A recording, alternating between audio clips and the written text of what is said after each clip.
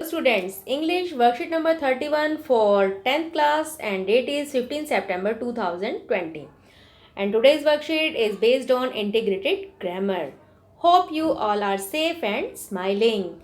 This worksheet onwards, let us try our hand at some structure of grammar like determiners, modal, subject verb conquer, tenses, reported speech of commands, statements and questions.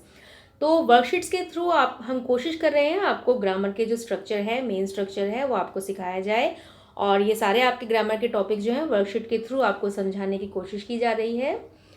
तो आज की हमारी activity क्या है? Activity on determiners and articles. आज की activity में आपको आर्टिकल्स और डेटरमाइनर्स दिए गए हैं, यहाँ पर आपको कुछ फिलअप्स दिए गए हैं और राइट ऑप्शन दी गई है। तो आपको सेंटेंस को पढ़ना है और राइट ऑप्शन को यहाँ पर फिल करना है कि कौन सा डेटरमाइनर और कौन सा आर्टिकल यहाँ पर आएगा। तो चलिए देखते हैं क्या है। The post master help Lencho with money. आपने स्टोरी पढ़ी थी अ लेटर टू गॉड, उसमें जो पोस्ट मास्टर था उसने लेंचो को मदद की थी, उसके पास पैसे भिजवाए थे। The post office offers the facility of sending money through money orders. अब जो ये पोस्ट ऑफिस है ये मनी ऑर्डर्स के थ्रू पैसे भेजने की फैसिलिटी हमें प्रोवाइड करते हैं, हमें सुविधा देते हैं कि पैसों को हम ट्रांसफ़र कर पाते हैं मनी ऑर्डर के through. This is how I did it. तो यहाँ पर आपको कुछ इन्फॉर्मेशन दी गई है और उस इन्फॉर्मेशन में आपको बताया गया है कि कैसे मनी ऑर्डर के थ्रू पैसे ट्रांसफ़र किए जाते हैं।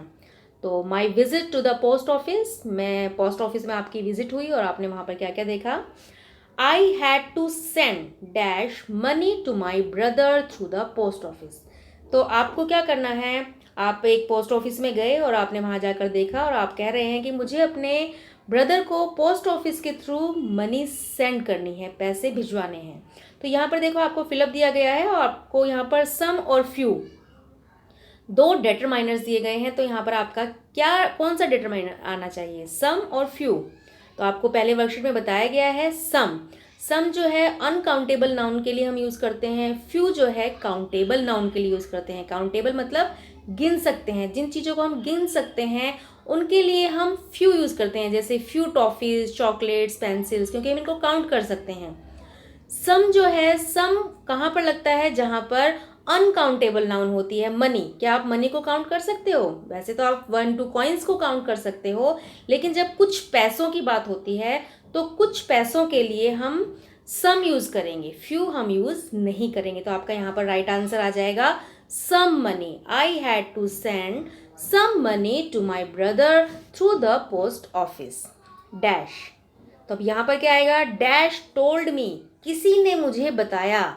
तो किसी ने, तो यहाँ पर क्या आएगा, समवन, किसी ने मुझे बताया, क्योंकि पॉजिटिव सेंस में हम समवन यूज़ करते हैं और नेगेटिव सेंस में हम एनीवन यूज़ करते हैं। अगर आपका कोई क्वेश्चन होता है यहाँ पर या फिर कोई आपका नेगेटिव सेंटेंस होता तब हम यहाँ पर एनीवन यूज़ करते, लेकिन जो हमारा सेंटेंस है वो पॉजिटिव है, किसी ने मुझे बताया, पॉजिटिव सेंटेंस है ना, तो यहाँ पर हम यूज़ करेंगे समवन।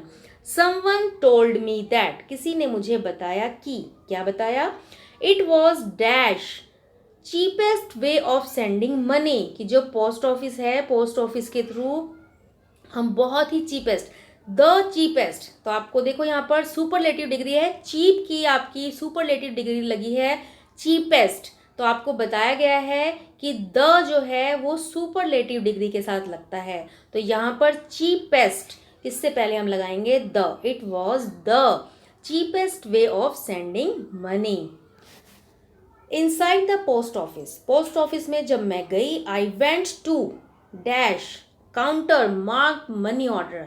तो मैं एक काउंटर पर गई जिस पर लिखा हुआ था मनी ऑर्डर। अब यहाँ पर आपको आर्टिकल लगाना है द या अ। तो यहाँ पर क्या लगेगा, अब देखो मनी ऑर्डर, एक काउंटर के बारे में बात की जा रही है और उसको स्पेसिफाई भी किया गया है। तो जब कोई स्पेसिफाइड चीज़ होती है उससे पहले हम क्या लगाते हैं, द। आपको बताया गया है स्पेसिफिक चीज़ों के लिए हम द आर्टिकल यूज़ करते हैं। तो यहाँ पर एक काउंटर की बात हो रही है और काउंटर भी कौन सा, जिस पर लिखा हुआ था मनी ऑर्डर। तो हम यहाँ पर द यूज़ करेंगे। Inside the post office I went to the counter marked money order. I bought dash money order, मैंने वहाँ से एक मनी ऑर्डर लिया। मनी ऑर्डर की शॉर्ट फॉर्म है एमओ। तो एक की बात हो रही है और फर्स्ट टाइम हम बात कर रहे हैं मनी ऑर्डर की, तो हम यहाँ पर अ यूज करेंगे. I bought a money order from my paying money to the person at the counter, क्योंकि काउंटर के बारे में हम पहले भी बात कर चुके हैं ना. तो जब हम किसी चीज के बारे में दोबारा बात करते हैं तो उससे पहले हम द आर्टिकल को यूज करते हैं. तो काउंटर के बारे में हमने पहले सेंटेंस में भी बात की है, तो इसलिए यहाँ पर द आ जाएगा. Filling the MO, filling the money order form was easy. Money order form को फिल करना बहुत ईजी था. Dash boxes were given to fill in my details, उसमें डिटेल्स फिल करने के लिए कुछ बॉक्सेस दिए गए थे. तो ये भी आपका देखो पॉजिटिव सेंटेंस है, तो हम यहाँ पर सम यूज करेंगे. एनी का प्रयोग हम नेगेटिव या इंटेरोगेटिव सेंटेंसेस से के लिए करते हैं, तो यहाँ पर हम यूज करेंगे सम. Some boxes were given to fill in my details. आगे है dash details. All details had to be completed. सभी डिटेल्स को कंप्लीट करना जरूरी था, तो यहाँ पर आएगा all. I paid dash amount. I paid the amount. The इसलिए आया है क्योंकि यहाँ पर उस अमाउंट की बात की जा रही है which I wanted to send to my brother. जिस अमाउंट को मैं अपने ब्रदर के पास सेंड करना चाहती थी उस अमाउंट की बात हो रही है, तो यहाँ पर एक स्पेसिफिक अमाउंट है, तो हम यहाँ पर द यूज करेंगे. I paid the amount which I wanted to send to my brother to the clerk along with dash transfer charges, along with the transfer charges. The counterfoil of MO was returned to me for my record. Record के लिए मुझे जो form था उसका काउंटरफॉइल मुझे दे दिया गया. आगे है आपके fill-ups. There are 3 more methods through which we can transfer money to someone. अभी हमने बात की मनी ऑर्डर के बारे में. पोस्ट ऑफिस से हम मनी ऑर्डर के थ्रू पैसे ट्रांसफर कर सकते हैं, लेकिन पैसे ट्रांसफर करने के और भी 3 तरीके हैं. कौन कौन से हैं वो भी हम आपको बताएंगे. तो यहाँ पर देखो आपको 2 ऑप्शन दी गई हैं, एनीवन और someone can use this methods. तो यहाँ पर कोई भी उसको यूज कर सकता है, कोई भी उन मेथड्स को यूज कर सकता है. तो यहाँ पर हम आइडेंटिफाई नहीं है, डेफिनेट नहीं है, तो हम यहाँ पर एनीवन यूज करेंगे. Anyone can use this methods, कोई भी उन मेथड्स को यूज कर सकता है. वन मस्ट हैव, तो यहाँ पर one must have dash account, an account in a bank. तो ऐसा करने के लिए हमें बैंक में हमारा एक अकाउंट होना चाहिए.